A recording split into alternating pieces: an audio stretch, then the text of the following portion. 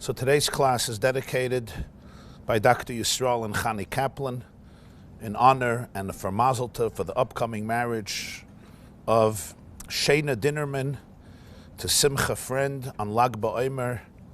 Simcha Friend on Lag BaOmer this year, 5782. Tovshin Pei Beis, Mazel Tov, and Abinyan, Adayad, and all of the brachas and hatzlachas ad b'lidai. Thank you very much. One of the most ingrained institutions in Jewish life is what we call brachas, blessings. Chazal, our sages, instituted that we make brachas, and there are different types of blessings. There's what's called birchas ha-mitzvahs, the blessing you make before you do a mitzvah. For example, before you light Shabbos candles, you say, Baruch atah Hashem Elokeinu melech haolam asher kedeshanu b'mitzvaysav v'tzivanu lahadlik ner shel Shabbos kodesh. Or before somebody fixes a mezuzah or separates challah. Most mitzvahs have a bracha that we say before lighting Hanukkah candles, before reading the me-ilah, before eating matzah, before blowing shofar, etc. And then there are what's called birchas hanenin. Birchas hanenin means brachas, blessings that we make for enjoyable experiences. And of course the most common is eating and drinking. Before we eat or before we drink, whether it's a glass of water or a cup of coffee, whether it's eating a tomato or a potato, chicken or an egg or a piece of cheese, there's blessings. And there's different types of blessings. If I'm eating bread, if I'm drinking wine, if I'm eating cake, if I'm eating meat, if I'm eating fish, salads, vegetables or fruits, as we know, different types of blessings, but they all go into the rubric, to the genre of birchas hanenin, blessings for enjoyable things. And it's not only eating and drinking. Before we smell or other types of hana, other types of enjoyable experiences, the Chazal instituted various brachas, various blessings. This also includes the birchas hashachar. When we wake up in the morning, there's the whole list of birchas hashachar, the blessings we say in the morning, which are essentially blessings in which we express gratitude for the gifts, for the gift of living, for the gift of waking up, the ability to be able to see, the ability able to move our limbs, the ability to walk, the ability to step on the earth, etc., all of the list of birchas hashachar. Today we're going to try to dissect the underlying theme under all these blessings. So let's begin with our first source, which is Maseches Brachas, Daf Lamed Hey. This is the Gemara Brachas, which is the tractate, the Maseches dedicated to blessings. Daf Lamed Hey, page 35. Tanu Rabbanon. The rabbis taught, Asur lo la'adam sheyena min ha'olam hazeh b'lo bracha. It's forbidden for a person to enjoy, benefit from this world without introducing it, without first making a bracha, a blessing. V'chol hanena min ha'olam hazeh b'lo bracha. If somebody does take enjoyment from this world without a bracha, mal, it's considered a case of me-ilah. The word me-ilah means misusing property that belongs to the Bais HaMikdash.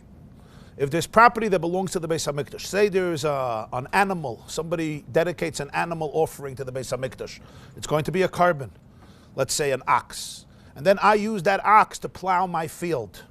This is called me-ilah. I'm basically using property that belongs, so to speak, to the Ribono Shel Olam, to Hashem, to the Bais HaMikdash, and I'm using it for my own benefit. Or anything, any of the assets, or any of the objects or items, alive or not alive, that belongs to the Bais HaMikdash.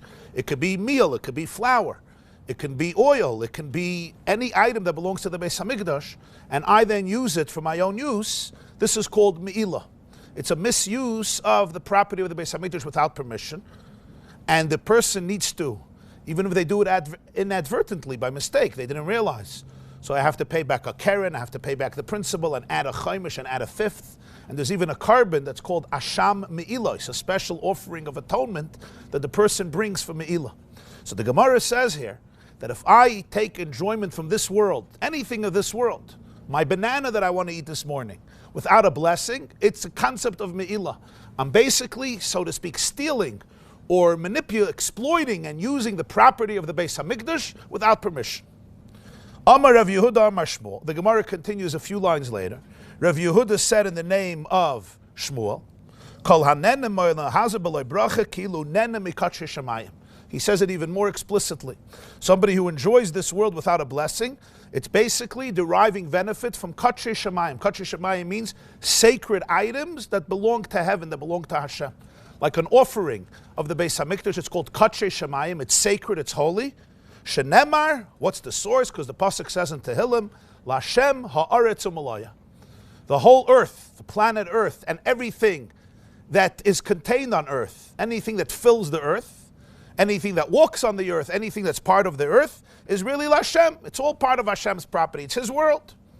It's His world, kainei shamayim v'aretz. So therefore, if I take it without a blessing, and I enjoy it, it's nena mikatshei shamayim, from something that belongs to heaven that's sacred. That's what the Gemara says. In other words, the bracha is what allows me to eat it, to drink it, to have hana for my lamaz. And here, the commentators struggle with a fundamental question. The fundamental question is, 1 second, if you're saying that anything in this world, if I enjoy it without a bracha, it's me-ilah, it's like it belongs to the Beis HaMikdash, it belongs to Hashem, it's His property, it's under His domain, and I'm now using it. What exactly happens when I make a blessing? When I make a blessing, is it pshat that now it gets taken out of Hashem's property? It's now taken out of katshei shamayim, doesn't, so to speak, belong to Hashem anymore, and therefore it's not holy anymore. If it's not holy, it's mundane, therefore I can eat it. That's what it would sound like, but that would be very strange.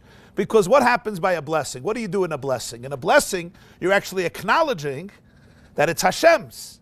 So what's exactly this formula in halacha? What's this mechanism? Before I make a blessing, it's divine property. And after I make a blessing, it's like, okay, not holy anymore, mundane. So through making a bracha, you extricate it from a place of hekdesh. Hekdesh means it's holy, it belongs to hekdesh, means it belongs to the Beis HaMikdash. That's when there is me-ilah. Me-ilah is when there's hekdesh. If it's not hekdesh, if it's not sacred, there's no me-ilah. Right? If I use this bottle of water, it's not me-ilah. I'm allowed to use this bottle of water. I mean, if it belongs to you, I'm not allowed to take it without your permission. But it's not called me-ilah. If you take it from somebody else, it's called gzeila or gneva. Me-ilah means it belongs to hekdesh. So the Gemara is saying it belongs to hekdesh. And when you make a bracha, what happens? Through the bracha, it's not hekdesh anymore. It's a very strange formula. But there's really, let's put the question a little bit in different words. So it becomes clear. If it's really hekdesh, if it's really sacred, if it's really divine property, and therefore I'm not allowed to benefit from it, so what exactly happens through the blessing? Does the blessing extricate it from katshei shamayim, from holiness? That would be strange, because the bracha acknowledges that it belongs to God. So you're going to say, no, of course not. The blessing doesn't take it out of hekdesh. It still remains hekdesh. If it still remains hekdesh, so then how am I allowed to use it? If I make a bracha on hekdesh, I'm not allowed to use it. Me-ilah is even if you make a bracha. Let's put the question maybe in clearer terms. How are we supposed to understand this whole concept of bracha? As we say, memanavshach. Whichever way you look at it, it's a little perplexing. If Hashem gives me permission to use the world, so then even if I don't make a blessing, I'm not stealing from Him. If you give me permission to eat from your home or to use your drinks, so then I'm not stealing. If Hashem gives us permission to benefit from the world, so then it's not me-ilah. I'm not misusing hekdesh. The Rebbeinu Shalom gave me permission. If He doesn't give us permission,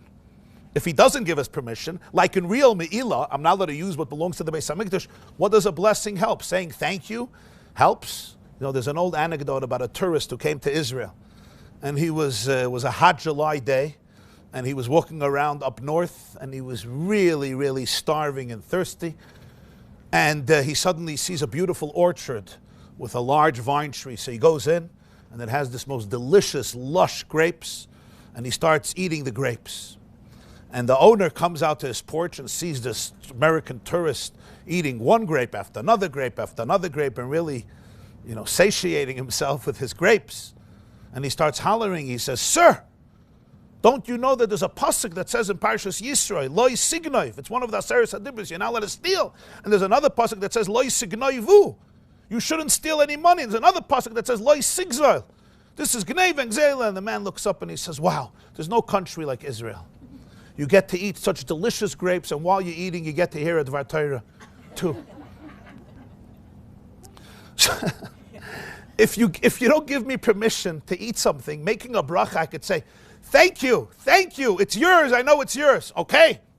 Doesn't mean I'm allowed to eat it before I make a bracha. I'm not allowed to, once I make a bracha, I'm allowed to steal from you. So you say, no, God gives us permission. Okay, if he gives us permission, so then even if I don't make it, it's nice to make a bracha, it's a beautiful thing to make a bracha. But why are you calling it me-ilah? Why are you calling it nene mikatche shemayim? And the truth is, Hashem did give us permission to eat. He told Adam and Chava, right when he created them, Pru, Urvu, Milu Asa'aretz, V'kivshu, Du Bidgas Hayam. He gave them the right to enjoy the world, to build the world, to protect the world, to heal the world, to repair the world, but also to enjoy the world. So he gave us permission. In fact, for many generations, there were no brachas besides Birchas Hamazon that already exists from the time of Moshe. The blessings that we make before we eat and before we drink were created by the Chazal, by the Anshe Knesset HaGdolah in the beginning of the second Beis HaMikdash. So they ate without a bracha. So on a most simple level, one might say the Chazal are just saying something simple, something straightforward. And that is, before you eat, you should say thank you. You should acknowledge the fact that this comes from Hashem. It's his food. Shahaka, like we say, Baruch atah Hashem Elokeinu melech haolam, hamoitzi lechem min haaretz, he extracts the bread from the earth. Or B'rei priya ha'adama, he creates the fruit from the ground. Or B'rei priya ha'etz, he created the fruit of the tree. Or Shahakal niya b'dvarei, everything came into existence through his word. Or B'rei priya gafim, B'rei minim mizonos, whatever the exact text of the bracha is. It's basically a form of gratitude, of expressing gratitude before I eat, to meditate for a moment that this peach didn't just emerge in a vacuum. This apple didn't just emerge in a vacuum. This piece of bread didn't just emerge in a vacuum. There's a process, there's a mechanism, and never to take for granted the miracle of life and the fact that our earth produces this type of food that works for our organisms to replenish it and to give it the nutrients, the nutrients and the vitality that it needs in order to live. Now, that's a beautiful idea, it's a beautiful concept. But the Chazal then could have said it very simply. They could have just said, before you eat, you should be grateful. You should say thank you. Hakaras hatov, toda rabah, and that's why you make a blessing. But their formula, the language they use, is a little different. Not just a little different, a lot different. They say if you eat without a bracha, it's me-ilah. It's taking something from the Beis HaMikdash. It's taking something from hektish. So what happens through the bracha? It's not hektish anymore. Or you're going to say Hashem gives you permission to use hektish after the bracha. What happens? Why? It's not hektish. If it's hektish, I'm not allowed to use it. What exactly are they trying to say what the bracha accomplishes? There's something also interesting. If you continue in your second source, the Gemara continues, Rabbi Levi Rami. Rabbi Levi asked a question. Ksiv, it says, Lashem ha'aretz amloya. The whole world belongs to Hashem. Uksiv, there's another pasuk in Tehillim, we say it in Hallel, Hashemayim Shemayim Lashem v'ha'aretz nasil l'vnei Adam. In fact, these are two verses in Tehillim. One is in Kapitel Chav Dalet, and one is later in Tehillim, in the Kapitel of Tehillim, Kapitel Kuf Tesvav, Hashemayim Shemayim Lashem, the heaven is Hashem's, v'ha'aretz nasil l'vnei Adam, and the earth he gave to people. So Rabbi Levi says, I don't understand. One place in Tehillim it says Lashem ha'aretz amloya, the earth belongs to Hashem. In another place it says ha'aretz nasil l'vnei Adam, he granted the earth to people. So Rabbi Levi says there's a contradiction. Who does the Eretz, who does our planet belong to? One place says it belongs to Hashem, and one place it says belongs to people. So the Gemara says, La kashi, it's not a contradiction. Kan koydem bracha, kan la'acha bracha. One pasuk is talking before a bracha, one pasuk is talking after a bracha. In other words, before I make a blessing, Lashem ha'aretz amloya, it belongs to Hashem. And therefore, if I eat it then, I'm stealing. I'm taking something that belongs to God and I'm using it for my own benefit. That's theft. And it's not just theft, as the Gemara continues later, it's me-ilah. It's taking from the Beis HaMikdash, it's taking Kachei Shemayim. After a bracha, now it changes. Ha'aretz nasil l'vnei Adam. Now the earth was given to people. And here again we have to understand. This is again very interesting. If I don't make a blessing, who does it belong to? Hashem. Once I make a blessing, what do you say in the blessing? In the blessing you say that it's his. Suddenly, now it's not his anymore. Now it belongs to you. Again, I can understand when you tell me that the blessing is just there to say thank you. I come to your home, you're giving me food, I say thank you for allowing me to enjoy your food. But the Gemara again formulates it in a very interesting way. Before the bracha, it's his. And after the bracha, va'aretz nasan levnei adam. Now it's yours. So now it's not his anymore. By saying the bracha, it was extricated, so to speak, from his domain. How are we supposed to understand the formula that the Chazal are giving us here for brachas? So, a lot of people, when you read these things, it's more like, we don't sometimes look too deep into it. It's just a way of saying thank you, as I said, gratitude. But you could see from their language that they're referring to something, a specific idea. That's why they use the word me-ilah. They use the word nene mikatche shamayim. They use the word nasan livnei adam la'acha bracha. To understand this, we're going to change the subject for a moment to discuss another theme, which will then bring us back to us. There were different types of foods that were eaten throughout Jewish history. One of them is known as Truma. What is Truma?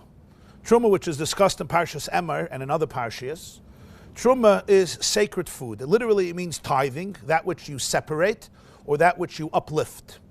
Because Jewish law obligated Jews living in Eretz Yisrael, who produced their harvest and their fields and their farms and their orchards, to give a certain percentage of the food to those who needed it.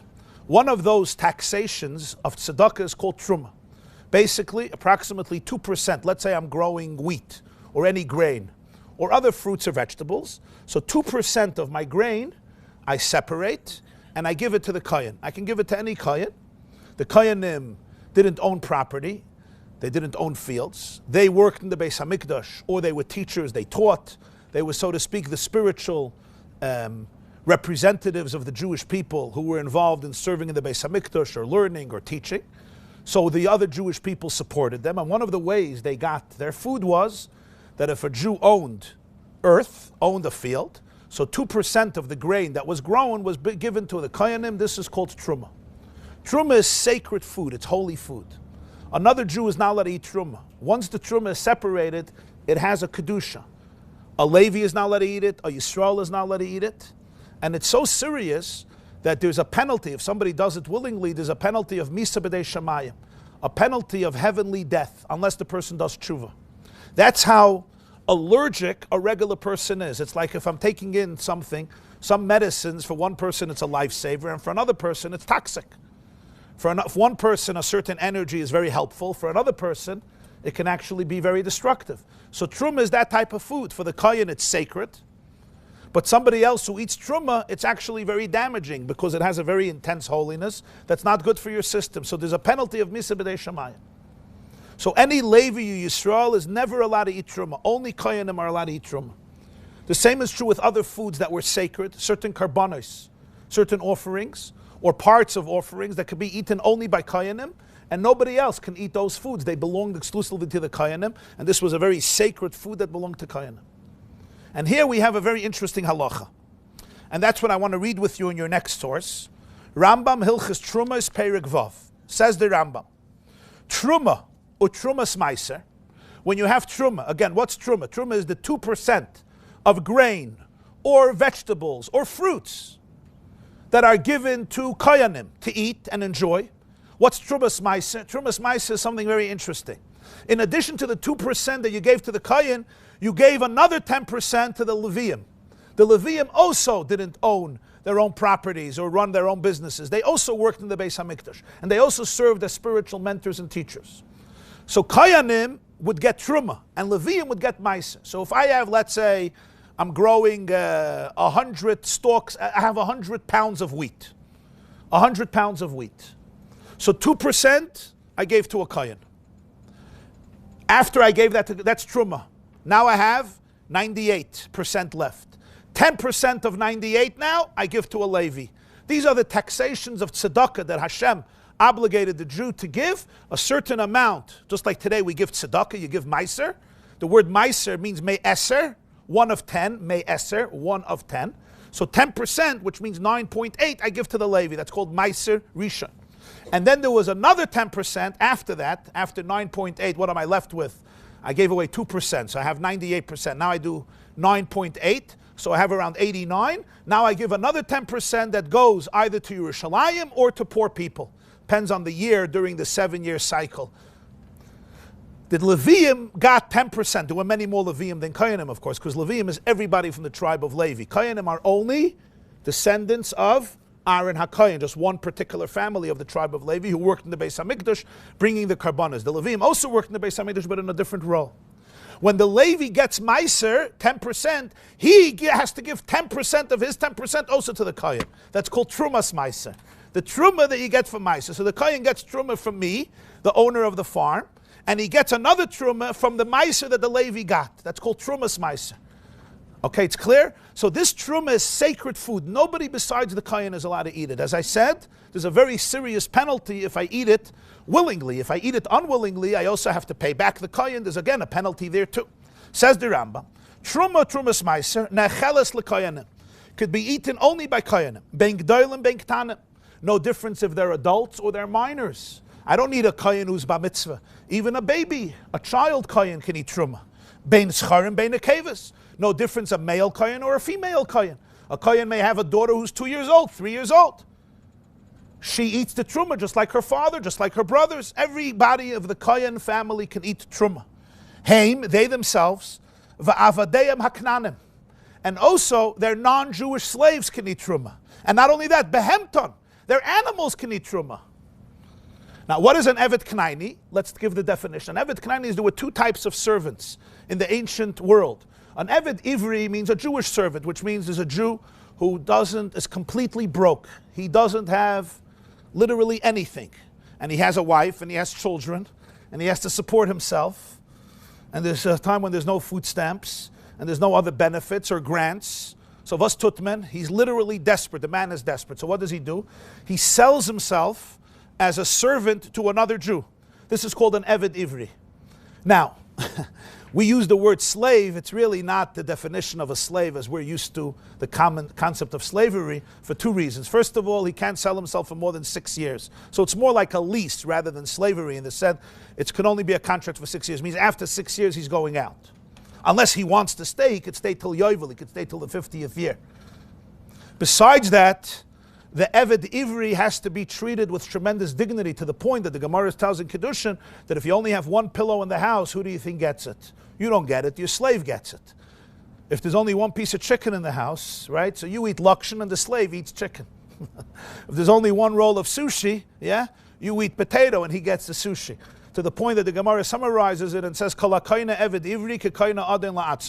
if you acquire a Jewish servant, you basically acquired a master. So be careful. It's like sometimes, you say you're hiring this employee, you didn't hire an employee, you hired your boss. It may take a few years, but you may see that. So that's called an Evet Ivri. An Evet Ivri basically belongs to himself. It's just like he made a lease with you, and for 6 years he has to work for you. So it's called an Evet because he's a servant. He has to work for you every day according to the rules according to halacha.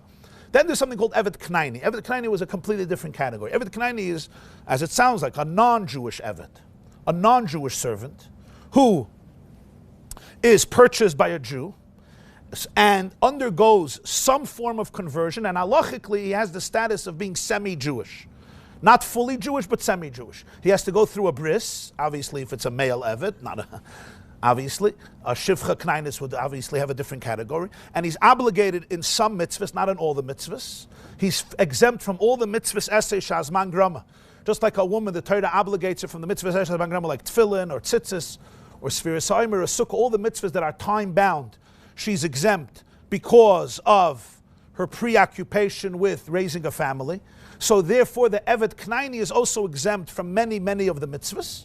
He can't work on Shabbos, of course. Even your animals can't work on Shabbos. So Shabbos, he had a day off. So this was an Evet Knaini. Yesterday, he wasn't Jewish, and today he's semi-Jewish. If you emancipate him, if you emancipate your Evet Knaini, he becomes a full Jew. But till that point, he is considered an Evet, and therefore he has a semi-status of a Jew. So the Rambam says the Evet Knaini can also eat Truma if he belongs to the Kohen. And not only that, the animals as well. Shenemar, the Pasuk says in Emor, V'choyin ki yikne nefesh kinyan kaspai. When a Kohen purchases a soul, it's an acquisition of his money, he can also eat Truma. And the Rambam says, even Evet Kohen Shabarach, if a Kohen has a servant who ran away, he escaped, V'ish Eishes Kohen Shamarda, or the Kohen has a wife who also rebelled against him. She's not interested. She doesn't want to be with him, but they're not divorced. Harei elu oichlin, they could still continue eating truma because she is legally still married to him, and the eved is still his eved, even though he ran, he fled, he's not home, and therefore he's not in the house of his master. They can eat truma. And the next source, Mishnah Maseches Trumas Perek Yud Aleph, the 11th chapter of Mishnayos Trumas, Karshine Truma, which means kernels of truma. You could give them to eat to an animal, a domesticated animal. A chaya is even an undomesticated animal if you own it, let's say like a deer. And to your chickens, to your roosters, you can give them all. The kohen can give them seeds of truma. Now here is a fascinating and very perplexing question. And I saw it's raised by the Sfas Emes. Sfas Emes, Emor Tafresh Samach Aleph 1801, raises the question in very sharp terms. Your next source. V'zed var pella. This is very strange. HaKadosh shebi Yisrael lo yochel b'truma. The Holy One, the holiest Jew, if he's not a kohen, if he's a Yisrael, is forbidden to eat truma. Ve'evet kohen v'afilu behemas kohen oichlin b'truma. And the servant of the kohen, the slave of the kohen, who's semi-Jewish, and the animal of the kohen, who's certainly not Jewish, they're allowed to eat truma. And understand the question. Truma is absolutely sacred food. It's like divine food. It's holy food. So if Moshe Rabbeinu, assuming that Moshe Rabbeinu wasn't a kohen, there's two opinions in Gemara if Moshe was considered a kohen or just a Levi. But let's say Moshe Rabbeinu was not a kohen. So if Moshe Rabbeinu,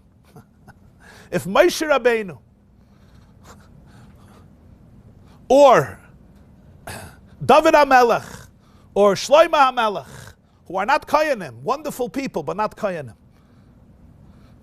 Shmuel Hanavi, great people, but not kohenim. Rabbi Akiva, Rashi, the Rambam himself, Rabbi Yehuda Anasi, Hillel HaZaken, the greatest giants of the Jewish people, HaKadosh Shebi Yisrael, Reb Shimon ben Yochai, the Arizal, the holiest of the holy. If they eat truma, there's a penalty of misa b'dei shamayim, a heavenly death. That's how damaging, that's how destructive it is for their soul.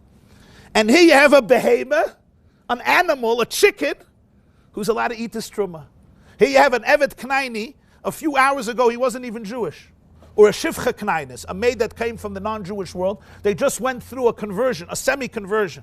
And they now are in the house of the Kohen. And the halacha is that this Evet Knaini is allowed to eat truma. Not only is it not misa b'dei shemayim, not only is there no penalty, the Kohen could serve the Evet Knaini truma.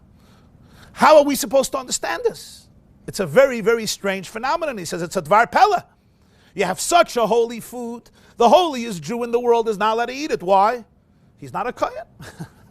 Sorry, he's not a kohen. He's not allowed to eat it. He's not allowed to digest this food. And here, this Evet Knaini is allowed to eat the truma. It seems so strange. He's holy enough for the truma, and Moshe Rabbeinu is not holy enough for the truma. How are we supposed to understand this? The answer to this is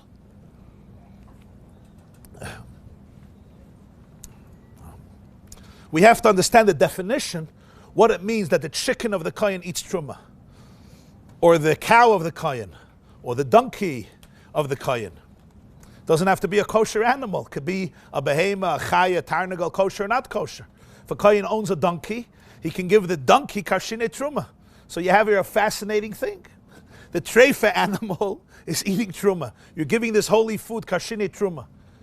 You don't give them food that's edible for people, but you give them food that's not edible. That's why he says karshine, seeds, kernels. And yet the holiest Jew, sorry, this is too holy. You're not allowed to. Something very strange, very enigmatic. The answer to this is we have to look at the words of the pasuk. The next source, Parshas Emor, Perek Chav Beis, pasuk Yud Aleph. V'chayin akayin, ki yikne nefesh. If he acquires a soul. What does it mean he acquires a soul? He purchases a non-Jewish servant. Kinyan kaspehu. This is the acquisition that came from his money. Who kinyan kaspe? Who it's now the acquisition of his money, meaning it's part of his estate, so to speak. Who yoichel boy? That servant is allowed to eat truma.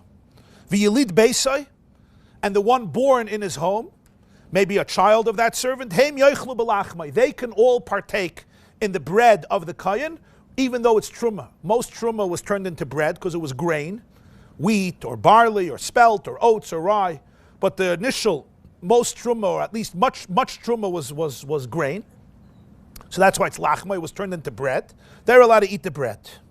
So the Rambam explains, Pirush HaRambam, Trumas Perek Yud Aleph. The Rambam has a commentary on Mishnayos. So chapter 11 of Mishnayos Trumas, he says, V'yadua, ki k'sheyikna ha'koyin behema, when a koyin purchases an animal, hu machila truma, he could feed her truma. L'maimer Hashem yisala v'koyin ki yikna nefesh kinyan kaspai. Because it's the acquisition of his money, it now belongs to him. He can feed this animal truma.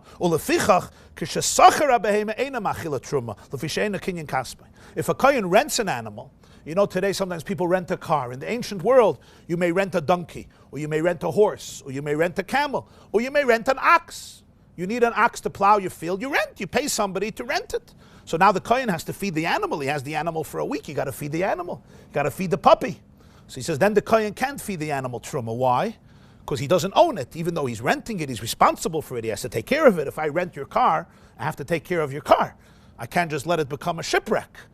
I'm responsible for the animal. It's as a shomer, I'm a custodian, but it's not mine.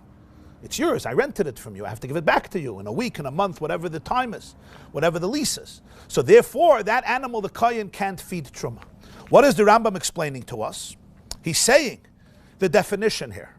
The reason the animal of the kohen can eat truma is because the animal belongs to the kohen. It's kinyan kaspai. It's part of the property of the kohen. So when you say, I don't understand, how can a chicken eat truma, a chaya eat truma, a behema eats truma, and Moshe Rabbeinu can't eat truma? The answer is, when the chicken, if I'm a kohen, when my chicken is eating truma, my chicken is not eating truma because the chicken eats truma. Because the chicken is completely subservient to the kohen. The chicken belongs to the kohen. The chicken is, so to speak, part of the household, of the domain of the kohen. Just like nobody's going to ask a question, if a kohen marries his wife, she's not a kohen. She's the daughter of a Yisrael. Is she allowed to eat truma? Of course she's allowed to eat truma. Even if she's not home, she's allowed to eat truma. Why? The answer is ish teka gufay. Because marriage takes two people, turns them into one unit, one entity. Ish teka gufay, the Gemara says, his wife is like part of his body. Chazal say a person has to love his wife as much as he loves himself and respect her even more than he respects himself. Oyev es ish teka gufay, umechabda, yoyser mi gufay. Ish teka gufay damya. It's like two parts of one, like it says in Zohar. Vayikra Reb Shimon says that a man and a woman, it's like plaguf, it's like two halves of one body, or two halves of one soul, like Adam and Chava. So therefore, once they're married, she's part of the kohen. The kohen is part of her. So when she's eating truma, it's because she's part of the kohen. Lahavdil, not to compare a person to an animal. When the kohen has a behema, the behema is not considered a separate entity outside of the world of the kohen. The behema is subsumed. The behema belongs to the kohen. The behema is like an extension of the kohen. It doesn't have its own identity. Whose chicken is it? It's the kohen's chicken. So the kohen has to feed the chicken. He has to take care of his chicken. So the chicken eats the truma, or the behema, or the chaya as an extension of the kohen. The same is true with an eved. Again, lahavdil, between a person and an animal. The halach is, Chazal say, yad eved ki yad rabbi. The arm of a servant is like the arm of his master. Or Chazal saying, Kiddushin, mashekana eved kana rabbi. What a servant acquires, the master acquires. Why? Because the eved, as long as he or she belongs to the kohen, they are like an extension of the kohen. Just like the kohen has a child. The child is allowed to eat truma. The child doesn't work in the Beis HaMikdash, but the child and the kohen, they're one. As long as the eved belongs to the kohen, so it's like yad eved ke yad rabbi. It's like an extended arm of the master. Mashekana eved kana rabbi. Why? Because the eved doesn't have his own separate identity. The eved belongs to the kohen. He's an extension of the kohen. It's almost like he's a continuum of the kohen. So when he eats truma, who's eating truma? The kohen is eating truma. And when Moshe Rabbeinu eats truma, right? When Rabbi Akiva eats truma, they may be the holiest people in the world, but they're eating it as their own. They are eating it because of themselves. They have their own identity. They have their own identity. They have a distinct identity. So the Torah says, if you're not a kohen, you're not allowed to eat truma. The Evet Knaini, you can't compare the Evet Knaini to Moshe Rabbeinu, of course not. But the Evet Knaini, now who is he? He's completely connected and like an extension of the kohen. Not separate, not a separate identity. So when the Evet Knaini eats truma, who's really eating the truma? The kohen is eating the truma. And it's like a family, like part of the family. If he's part of the family, it's the Kohen's family eating the Truma. So therefore, the Eved Knani is allowed to eat Truma. The Eved Ivri, even if you work for the Kohen for 6 years, for 10 years, but if you have your own identity, I'm an employee of the Kohen. Kohen hires me to work in his house. I may be his bookkeeper. I may be his computer programmer. It's very nice. I may be in his house. But I can't eat Truma. Why can't I eat Truma? Because I'm not Kinyan Kaspi of the Kohen. I don't belong to the Kohen. I'm not an extension of the Kohen. I'm not part of his body. I'm not Ishtoi Kegufoi. I'm not married to the Kohen. I work for the Kohen. I'm an employee of the Kohen. Doesn't allow me to eat Truma. That's the definition of this halacha. That's why the animal can eat and the holiest person can't eat. That's the answer to the Sfas Emes's question. That's why if the Kohen rents the animal can't eat Truma. Why? Because it's rented, it's not bought. If you look at the next source, the same is true with Karbanis. Zvachim Perik Hey. The 5th chapter of Zvachim we actually say every morning before davening. You remember there's a chapter, it's called Ezehu Mekayman Shel Zvachim. It's a chapter of Mishnayos where we go through the different halachas of offerings. So there's a line over there that we say every single morning, and we speak about different parts of karbanos that only Kohanim are allowed to eat. So the Mishnah says, Hamuram Mehem, what gets separated from the carbon, Kayotze Behem, like the rest of the carbon, Elasha Hamuram, Nechol HaKoyanim, L'Neshayim, V'Livneim, U'Le'avdehem. The parts of the carbon that are muram, that are segregated and given to the kohen, they can be eaten by the kohen, they can be eaten by his wife, they can be eaten by all of his children, and they can also be eaten by his servants. Again, if I'm not a kohen, I'm not allowed to eat it. Why is the Eved allowed to eat it? Just like the Eved is allowed to eat Truma. Because Yad Eved ki Yad Rabbi. The Eved is an extension of the kohen. It's like, his mouth is an extension of the kohen. Yeah.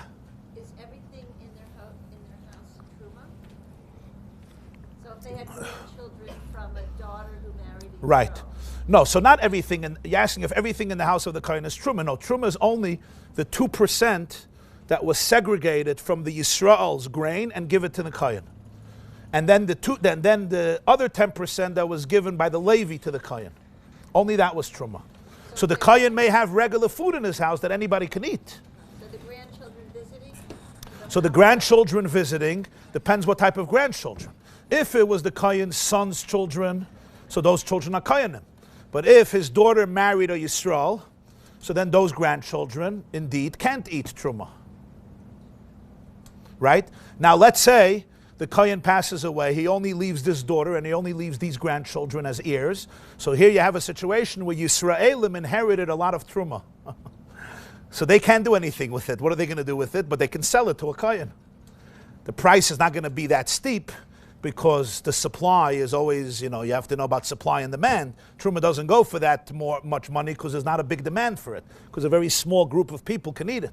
But that's a case where the grandchildren will inherit Truma from their Zaidi. They can't do anything with it because they're Yisraelim, because their father is a Yisrael. Their mother is a daughter of a Kohen. It may be a situation where he had no sons and they inherit the Truma from their mother. Maybe their mother is also not here.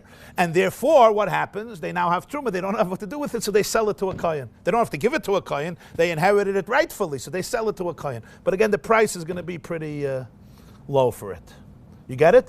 So when the grandchildren come, the Kohen had to give them Cheerios that were not Truma. They may have had one box of Cheerios on which it said Truma, another box it said Chulin, and they gave them the Chulin. So it's not like all the Kohen's food is Truma. That would be impossible because Truma is only a small amount. The Kohen could go to the store and buy regular food. However, there was in the Kohen's house, there was always a section known for Truma, and they were very careful with that because you couldn't allow that to become impure. And of course, if you had a guest coming, they couldn't eat that unless they're Kohenim, etc. So it's really a fascinating thing. The Kohen could have, the greatest Jew of the generation sitting at his table, right? And the man wants to take a piece of challah. He says, no, sorry. Not you. We got to get you, the sourdough Truma challah is only for us. And we got to get you the other challah, with the oil and the sugar and this. No, I'm just joking. Truma, chulin can also be very healthy. And then, when the Eved Knani comes, he gets a piece of the Truma. So it's almost like discrimination against this holy Jew. He's not allowed to eat the holy food. And then the Eved, who was yesterday not Jewish, he gets the Truma. And that's what we're explaining. Because he's not a guest visiting the house. Rather, he is the house. He is an extension of the Kohen himself. So therefore, the holiness of the Kohen extends to his Eved because it's like one larger entity. According to all of this, after this introduction, we'll now be able to understand the depth of what a bracha is. I don't know if you see where we're going with this class, but let's now come back to our discussion. What is a bracha? We usually understand a bracha is just saying thank you. You invite me to your house for Shabbos. What do you do at the end of a meal? Right? You say thank you. And what do you do before the meal? You say thank you in advance.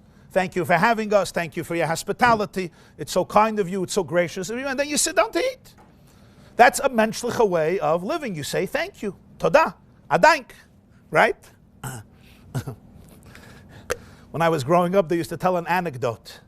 In Lubavitch, they used to send every summer, they still send Bachrim, have summer off, they would send them on what's called Merkez Shlichus to communities, small communities where there's no infrastructure, to meet Jews and inspire them and connect to them. And many communities were built from those visits. It already began in the 1940s in America. So the Lubavitcher Rebbe had his chief of staff, so to speak, his secretary is a Jew named Rabbi Chadakov, Rabbi Chaim Mordechai Isaac Chadakov. So he would give training to these yeshiva boys before they traveled of, what to do, what not to do. So he would always have a special session with them, and he would always say, you're going to go to a city, and you're going to, maybe there's still an old Rav there, from the old days, and you're going to eat at his home Friday night. So make sure that at the end of the meal, you go to the kitchen, you find the balabasta, and you say, thank you. Yeshiva bachim, you sometimes have to teach them these things, especially if nobody taught it to them earlier. I don't know why, but if nobody did. So he said, you make sure you don't leave the house before you go to the balabasta, and you thank her for a delicious meal and for her warmth and hospitality and the good food and so forth. So they say there was a bacha who was somewhat abstract, and the meal finished, he went to the kitchen. He asked the husband, where's your wife? He said, it's in the kitchen. So he went to the kitchen, and he said, Rabbi Chadakov told me to tell you that the food was delicious. So the bottom line is, so we understand the bracha to say that to Hashem. After I eat, I bench. There's a bracha achroina, whether it's alamichya, whether it's bar nefashos, whether it's the blessing after brichas hamazon after bread, which is actually biblical. But even before we eat, I'm about to drink my cup of water, I say thank you, and then I drink my water. What we're going to discover now is that there's that's all true. But what the Gemara is telling us is something much deeper. The Gemara says if I eat without a bracha, what is it? It's not just, I didn't say thank you. It was not nice. Hashem gave me permission, but you should say thank you. That's what I would expect. That would make a lot of sense. The Gemara is saying that without a bracha, it's me-ilah. It's holy, it's sacred, it's divine food. And we asked, what happens with a bracha? It's not divine, it's not holy, it's gone, it's now mundane. Now let's see what a bracha is. What is a bracha? Let's hear the words. We don't just say Toda Rabba. We could do that. We could say, okay, a cup of water. Thank you, Hashem. That new organization. Thank you, Hashem, right? So you could do Toda Rabba, Hashem. I think there's a Hebrew song. What's the Hebrew song? Toda, whatever. One of those nice songs about thank you. Say thank you. Toda Rabba. A bracha is actually somewhat intricate. Baruch atah Hashem Elokeinu Melech Ha'olam. Whether it's Shahakal Niyeh B'dvareh, B'yireh Priya Eitz, Hamoitzi Lechem Menorahs, B'yireh Priya Gom, B'yireh Minim Mezainos. The accomplishment of the bracha is much more profound. When a Jew takes the food and makes a bracha, what am I saying in this bracha? Baruch atah Hashem Elokeinu Melech Ha'olam. You're the king of the universe. You're the king. So what am I? You're the Melech Ha'olam. I'm your Eved. I'm an Eved Hashem. If you're an Eved Hashem, of course you can eat from my table. Of course you can eat the Hektish. You are Hektish. You're part of Hektish. That's what the bracha does. The bracha redefines the person Melech Ha'olam. It's not that the bracha makes it ois Hektish. The bracha makes you Hektish. That's the word. The bracha redefines the person. I belong to Hashem. I'm part of you. I'm part of your domain, your property. Of course I can eat everything on his table. I'm one of the children. I'm one of the servants. And even if you're going to say, I feel like a behemoth can also eat. So I feel like an animal. But you're Hashem's animal. It's God's behemoth. I feel like an Eved, I'm a servant, I'm not. But you're Hashem's Eved. That's what the bracha achieves. In other words, to put it in these words, the bracha doesn't change the chefza. The bracha changes the gavra in yeshivish language. The bracha doesn't alter the object, the item, the food. Before the bracha, it was divine food. And after the bracha, it's earthy food. No. The bracha changes the gavra. The bracha alters the person partaking in the food. I become a different person consciously post-bracha versus before the bracha. The person is redefined. I'm now hektish. I'm part of the Bais Medrash. It's like a kohen eating a carbon. It's like a kohen eating truma. In fact, the Gemara says in Sanhedrin Lametes, Elokeichem kohenhu. Your God is a kohen. The Gemara calls Hashem a kohen. So if Hashem is a kohen, Elokeichem kohenhu. So now I'm the Eved of the kohen, Melech ha'olam. I'm the Eved of the kohen. Nechel ha-kohenim, l'neshayim, v'livneim, v'lavdeim. Even the behemoth of a kohen can eat truma. And that's why we started with the word baruch. The word baruch actually doesn't mean thank you. There's another word for thank you. The word for thank you in Hebrew is toiv lahoidos. Moida ani. Moida ani lecha. Like toda rabah. Ani modeh lecha. I thank you. That's the word, toda. There's something called carbon toida, a carbon of thanks, of gratitude. The word baruch, we translated it as blessed. What does really the word baruch mean? The word baruch in Hebrew, in modern Hebrew, you call a pool brecha. Why brecha? The word baruch means when something extends, when something is communicated. Bracha means hamshacha. For example, in Mishnayos, you'll have hamavrich es hagefen. If you have a vine, and you take a branch, and you extend it, you want that the vine should grow from another place, so you take a branch, you extend it, you put it in the earth, and you create a new vine.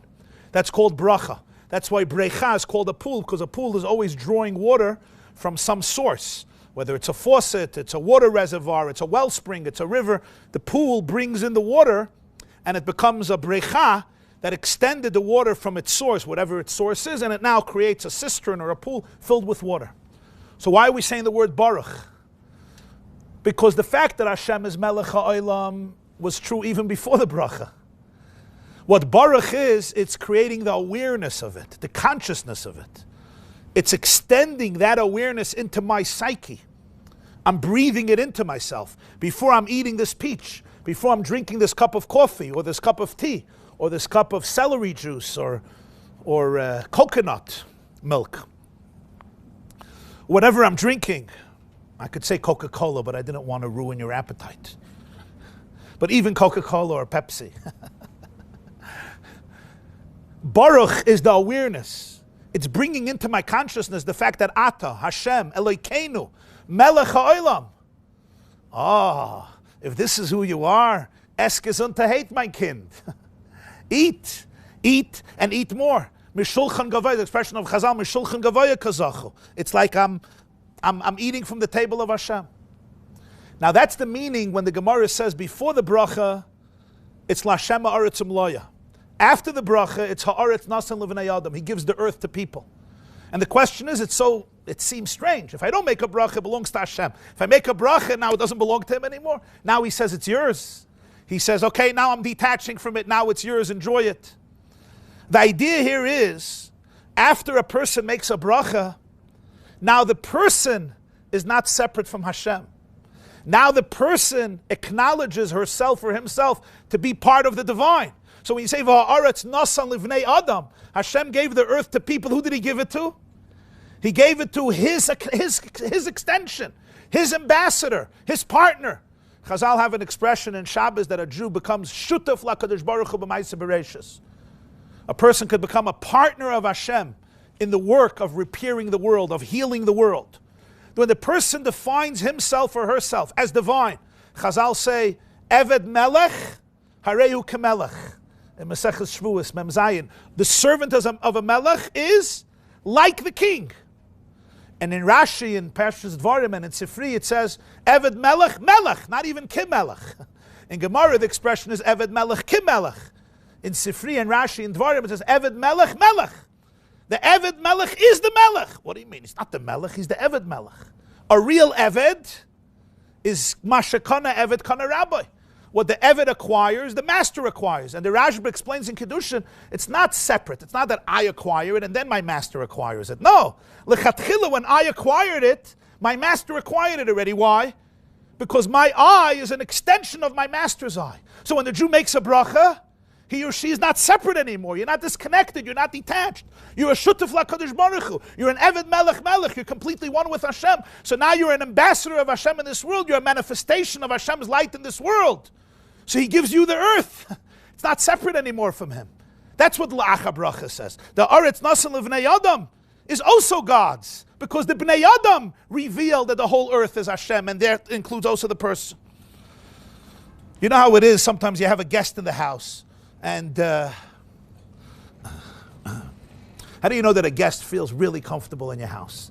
We always try to make guests feel comfortable. So I'll tell you my barometer. If they can open the refrigerator themselves. You know what I mean? You have hosts, they're very nice, but you always have to serve you. What do you want? This, you want this, you want that. You know, sometimes I travel and I have to stay by somebody or whatever. So they say, how can I help you? I said, you can help me by not helping me. Imagine I'm your teenage child who comes to the pantry 100 times, you know, to check what food was created in the last 5 minutes since they opened the pantry 5 minutes ago. When somebody is a guest, I can't open the refrigerator. I have to wait.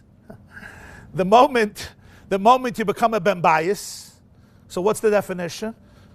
You open the refrigerator. Why? What's the difference? The guest feels, I can't open the refrigerator. It's not mine. I'll eat your food when you give it to me. The ben bayis, it's already, I'm part of the household. It's like a child opens the refrigerator. They don't say, Mommy, can I open the refrigerator? They feel comfortable. Why? Because we're one. It's one family unit. It's mishpacha. It says in Svarim, it says in Halacha that Yom Tov there's a mitzvah of achnasas orchim. On Shabbos it doesn't say there's a mitzvah of achnasas orchim. It's a minig by Jews, Shabbos to do achnasas orchim. But the mitzvah of achnasas orchim says on Yom Tov. So there's a beautiful word. What's the difference? Shabbos is holier than Yom Tov. Because on Shabbos, the guest doesn't feel like a guest. Shabbos, there's such a holiness that the guest feels like completely part of the house. It's not achnasas orchim, it's family. So when the Jew makes a bracha, it's like, I'm part of Hashem. So open the refrigerator. Eat the Truma. Eat the karbonis. So it's kachei shemayim. Of course it's kachei shemayim. But you're an Eved HaKoyin. You can eat the kachei shemayim. It's Truma. You can eat the Truma. So after the Jew makes a bracha, Hashem could already give me the earth. He's not giving away the earth in a way that the earth is going to become disconnected. There's full trust. If I'm Eved Melech, he can give me the earth. Why? Because I'll transform it. The Kotzker Rebbe once said, Hashemayim Shemayim Lashem. The Shemayim is God's, V'ha'aretz, and the earth, Nasan Livnei Adam. He gave to people so that they should transform it to heaven. Heaven is heaven. It's heaven on its own. V'ha'aretz, Nasan Livnei Adam, they should reveal the heaven in the earth. That's what the bracha accomplishes. It's a different type of eretz, because it's a different type of ben Adam. It's a beautiful word from the Baal Shem Tov. We say at the end of Shema, Ani Hashem Elokeichem, Asher Hoitzeisi Eschem Me'eretz Mitzrayim, Liyos Lachem Le'Elokim. What is the meaning of that? I am your God. I have taken you out of Eretz Mitzrayim, of Egypt. Liyos Lachem Le'Elokim. So that I should become a God for you. So I'm your God who took you out of Egypt, so I should become your God. So the Baal Shem Tov once said that there's a deeper interpretation. Ani Hashem Elokeichem asher tzeisi eschem eretz Mitzrayim. You know why? Liyos lachem le'Elokim. Lachem is that which belongs to you. That even that which belongs to you, you should realize is part of Elokim. Liyos lachem le'Elokim. Even that which is lachem, it's your own. It's part of your own domain. Even that you should realize is completely one with the divine. There's no separateness. There's no detachment. Even your lachem should also be Leilakim, is also permeated with godliness, with divinity. What does this mean in a person's life? There's a beautiful word from Rebbe Elimelech of Lezhensk. The Noyam Elimelech, he writes in Parshas Kairach, it says in Pirkei Avos, Masrois siag la'osher, which means when you give meiser, when you tithe, when you give tzedakah, it's a siag, it's a fence, it's like a preparation for wealth. Because the pasuk says, when you give charity, aser b'shvil shetis asher, aser to aser, give tithes in order that you should get wealthy. Aser b'shvil shetis asher. So maisrus, maisrus is a siag, it's like the beginning, it's a fence, in order to get closer to wealth. Rabbi Elimelech asks, usually when you say something is a siag, it's a fence, it means it's not the main thing. The main thing is what's inside the fence, right? When you create a fence around something, it's like a protection. You say, this is a very special thing. People come to a museum or they come to some very special place. So you put a gate around the prized item, and the gate is getting close to it, but the gate is not the objective. The gate is just like the prelude, the preparation, you hold on to the gate. Here it's funny, Meiser Siag La'osher. So the Noyam Elimelech says that's the pshat of the Mishnah. That a person should treat their money, the way they treat their money, their own money, with such holiness, that the Meiser that they give is only a Siag La'osher. It's only a fence that prepares for the wealth, because the wealth that they have is so permeated with Kedusha, that even the Meiser that they gave away is only a Siag La'osher. That's how holy the Osher becomes. That's how deep they recognize God's presence in the money that belongs to them. That even the Meiser is only a Siag La'osher. They tell a story about the me-ilah Amukas. The me-ilah Amukas was a Jew named Reb Nosson Shapiro. He's a rabbi in Krakow. He passed away around the year 1640. It says on his matzeva in Krakow that he learned from Eliyahu Hanavi. And at one point, the me-ilah, he wrote a sefer called me-ilah Amukas. We spoke about his sefer a few weeks ago. So at one point he decided he wants to leave the rabbinate in Krakow and he wants to move to a small town. So you should be able to sit and learn and daven all day. He was a very, very holy Jew. He just made a decision, the burden of the rabbinate was very heavy, and he just wants to segregate himself. As he was already finalizing his decision and making the final preparations, two people came to him for a din Torah. They came for a court case. A wealthy Jew and a poor Jew. So he expected one of these classic situations where the wealthy Jew is the poor Jew is bringing the wealthy Jew to court, to the rabbinical court, to ask for money that he feels the man owes him. But it was actually the other way around. The wealthy Jew was summoning the poor Jew to the rabbinical court. What happened? The wealthy Jew tells the me-ilah Amukas, you see this man? He owned a bagel store. He was a baker. He had a bakery. And he would make bread and bagels. But he was very poor. It was not successful. And I realized that he's struggling with finances. And I came to him and I said, listen, you're really made to learn. You're not made for this business. So why don't you close your store and you sit and learn. And let's make a deal like Yisachar and Zvulun. We'll make a deal.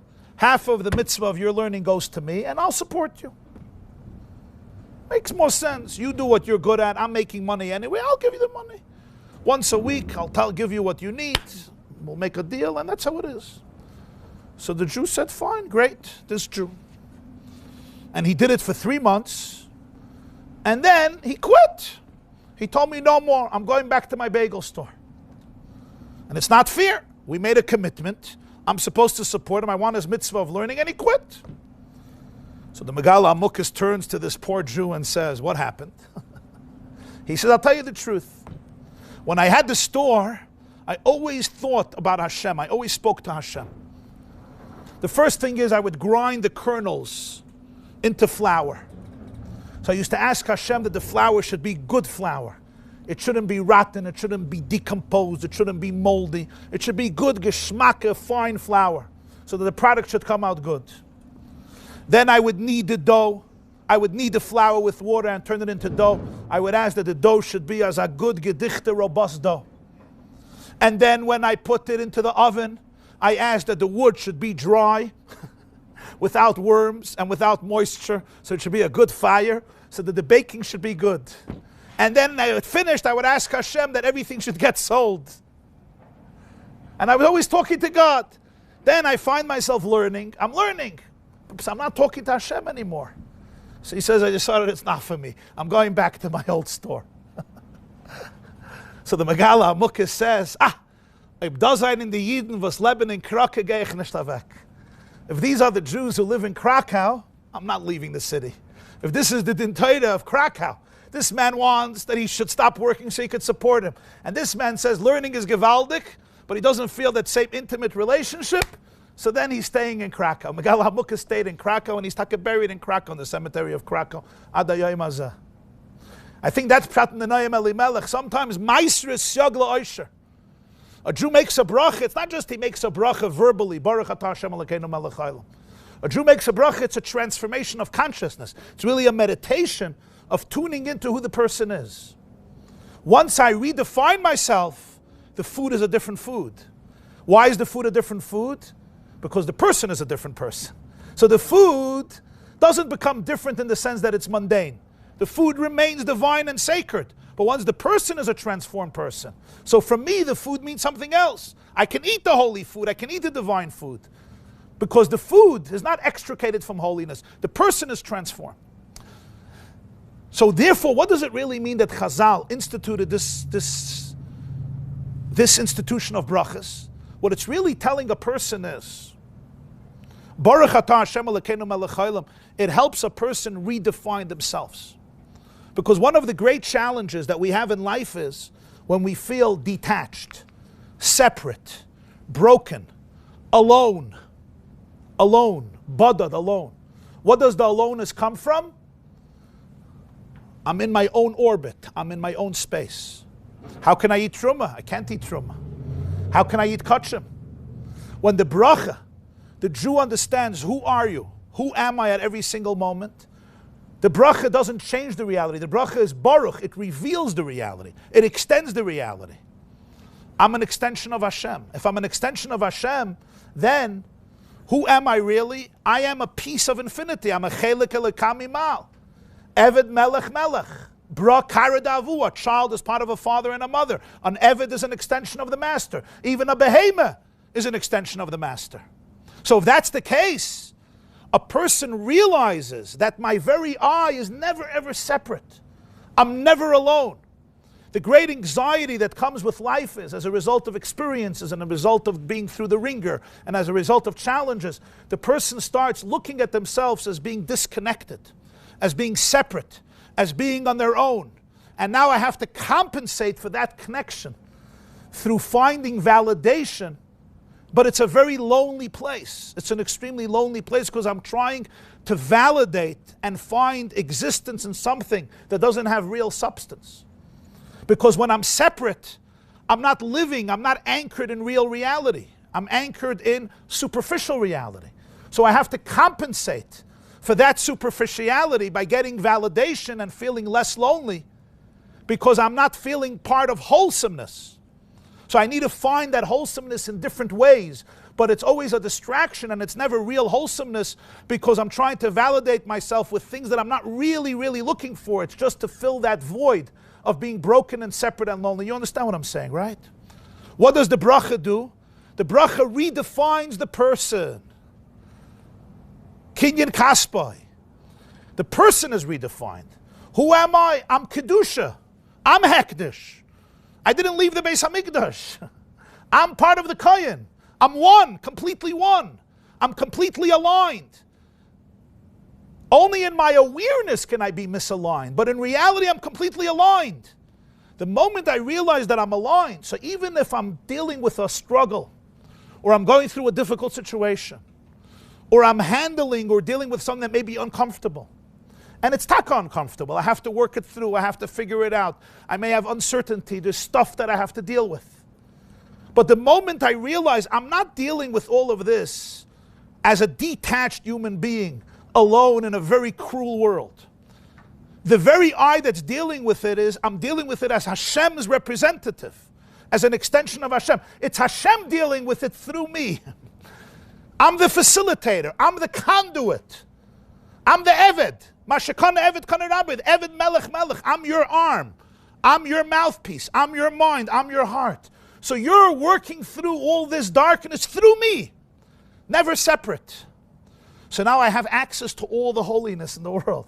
Now I have access to all the sacredness in the world. Because the very eye is a conduit for the Ribbono Shel Olam.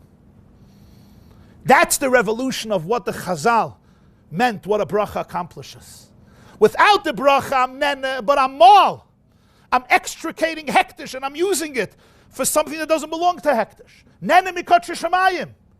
The bracha, you're not nene mikotche shamayim as a separate person. You're nene mikotche shamayim, you're enjoying kotche shamayim as part of kotche shamayim. Nechal hakoyanim l'neshem v'levneim v'lavdeim. Now let's see the words of the Sfas Emes, the last source. Sfas Emes Emor Tofresh Samach Aleph. He asked the question before, a Jew can't eat Truma, a Yisrael can't eat Truma, the holiest Yisrael, and an animal could eat Truma. He says, Mishum she'eved botel legamri etzel ha'adain, oichel belachmoi. The Eved is completely bottled, completely one, completely subservient, completely aligned, committed to the master. Therefore, he can eat from his bread. And those are the key words. Ha'eved batel legamri etzel ha'adan. They're not two separate beings. So you say the holiest Jew can't eat. How can the Eved eat? The answer is it's not the Eved eating it. It's the Adain eating it. It's not the servant eating it. It's the master eating it through the servant. You'll say he's a separate person. Physically, he's a separate person. But halachically, he's not separate. So you say, how are you eating God's food? The answer is, I'm not eating God's food. Hashem is, so to speak, eating God's food. What do you mean? You, a person, is completely one with Hashem. Hashem is eating his food through you. You are his light in this world. V'chein haremez b'chol ish Yisrael. This is a remez. This alludes to every single Jew. Ki be'emes hanashama ba me-ilah. The soul comes from above, meaning it's divine.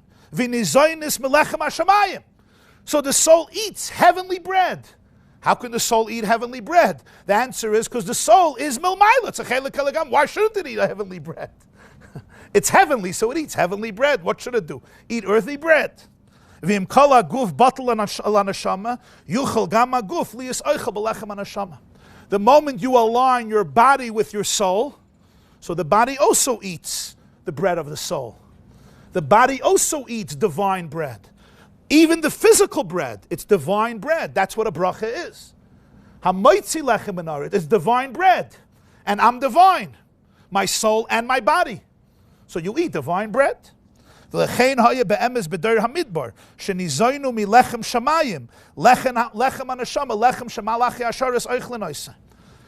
generation of the desert, it wasn't only they made a bracha. This was very physical, because the man was heavenly bread. In fact, it says in Asar Ma'amaris, that Rameh Mifanu writes, what bracha did they make on the man? He says, Baruch atah Hashem Elokeinu melech ha'olam, hamoitzi lechem min hashamayim. They couldn't say min ha'aretz. It didn't grow from the earth. It came from heaven. It's interesting that he says that they made a bracha on the man, even though brachas were instituted later.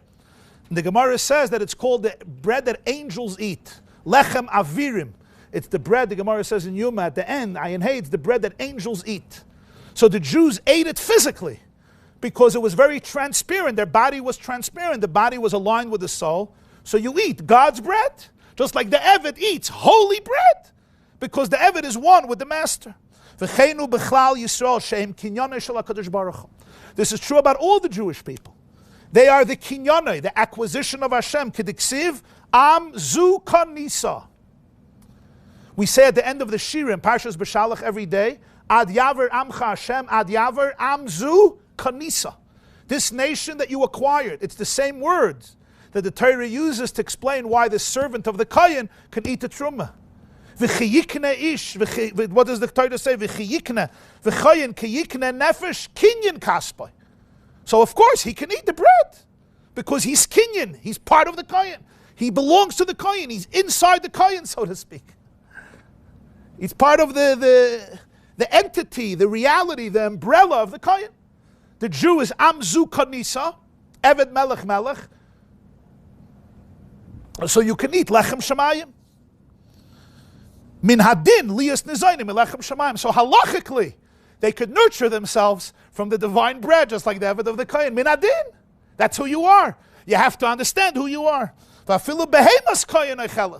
Even if a Jew says, I'm an animal, I'm a behemoth, it's fine. You can also eat.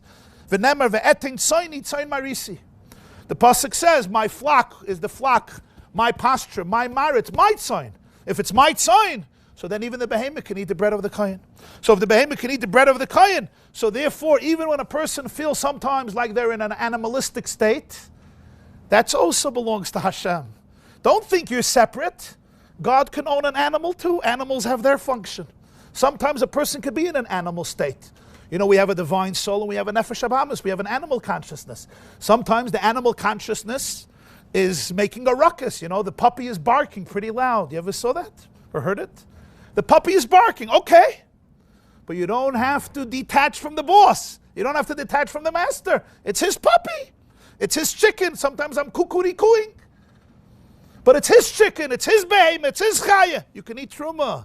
You could take part of the divine food. The relationship is not interrupted. The relationship is just functioning, is being facilitated through a certain venue, through a certain medium. Now I have to work through this part of my system. But it's Hashem working through this part. Einoid Mulvade, there's no separateness. And the Rambam tells us, this chiddush that we had in the earlier sources, in source 3, even the servant of a kohen who runs away, and even the wife of the kohen who rebels, are allowed to eat truma. You would think the servant, he's not home anymore. He left. He doesn't like the kohen.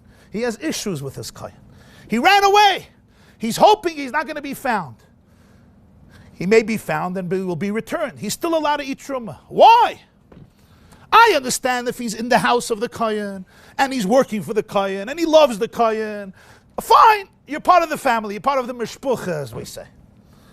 But not this Evet, sorry. Borach, he ran away. Says the Rambam, no. He also eats truma. Why?